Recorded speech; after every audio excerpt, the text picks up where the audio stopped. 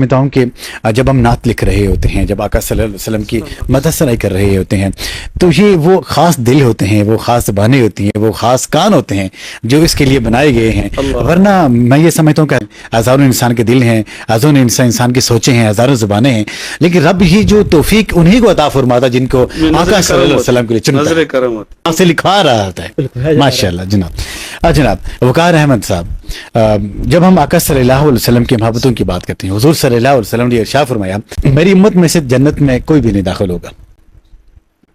تو جب صحابہ کرام نے سند بڑے تعجب سے پوچھا کہ یا رسول اللہ علیہ وسلم کیوں نہیں داخل ہوگا، تو حضور صلی اللہ علیہ وسلم نے فرمایا کہ جس نے میرا انکار کیا ہوگا جنت میں داخل نہیں ہوگا۔ فرمایا کہ کوئی انکار کیوں کرے گا؟ تو نبی پاک علیہ السلام نے ارشاد فرمایا کہ انکار وہ اس صورت میں کرے گا جو میری نافرمانی کرے گا، جو میری پیروی نہیں کرے گا، وہ انکار کرے گا۔ اٹ مینس کہ وہ جنت کی خوشبو بھی نہیں سونگھ سکے گا، جانا تو وہ دور کی بات ہوتی ہے۔ آج میلاد کا موسم ہے، اس کے اوپر آپ کیا پیغام دینا چاہیں گے ہمارے تمام مسلمان بھائیوں کو؟ بہت شکریہ پروفیسر صاحب آپ کا کہ آپ نے ہم گناہگاروں کو لب کشائی کے لیے سرکار دو عالم صلی اللہ علیہ وسلم سے قرآن مدعی بہت شکریہ آپ کا، بہت شکریہ۔ میں اپنی گفتگو کا آغاز ایک شعر سے کرتا ہوں۔ جی جی۔ تیرا آنا تھا کہ اصنام حرم ٹوٹ گئے، تیرے روب سے شاہ زوروں کے دم ٹوٹ گئے، اللہ اللہ اللہ، تیرے اوصاف کا ایک باب بھی پورا نہ ہوا، ہو گئی زندگیاں ختم اور قلم ٹوٹ گئے۔ واہ سبحان اللہ سبحان اللہ۔ لا یؤمن احدکم حتی اکون احب الیہ من والدی ووالدی والناس اجمعین۔ مفتی صاحب نے، ڈاکٹر صاحب نے بڑی پیاری گفتگو کی ہے۔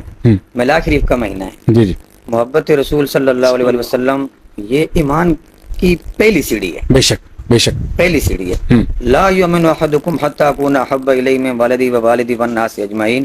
ہرگز تم میں سے کوئی بھی مومن نہیں ہو سکتا اس وقت تک جب تک اپنے ماں باپ اور پوری جہان سے بڑھ کر جس کے دل میں آپ صلی اللہ علیہ وسلم کی محبت نہیں ہے وہ ایماندار مومن کہلانے کے لائق نہیں ہے۔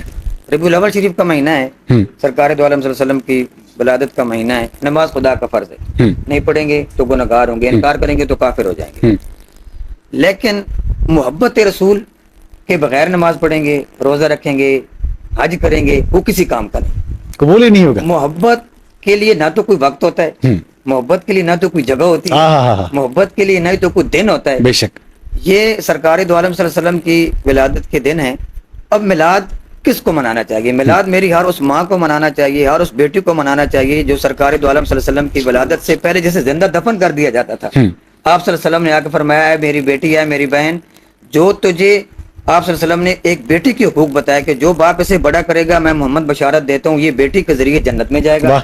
اور اس ماں کو میلاد منانا چاہیے کہ جو آپ صلی اللہ علیہ وسلم کی ولادت سے پہلے جس ماں کو دھکے دے کے بیٹے گھر سے نکال دیتے تھے، میلاد والے نبی صلی اللہ علیہ وسلم آئے، آ کے حقوق بتایا کہ اے ماں جنت تو بڑی دور تھی، اب تو ماں بن گئی ہے، میں محمد بشارت دیتا ہوں جنت میں رکھ لیتے ہیں۔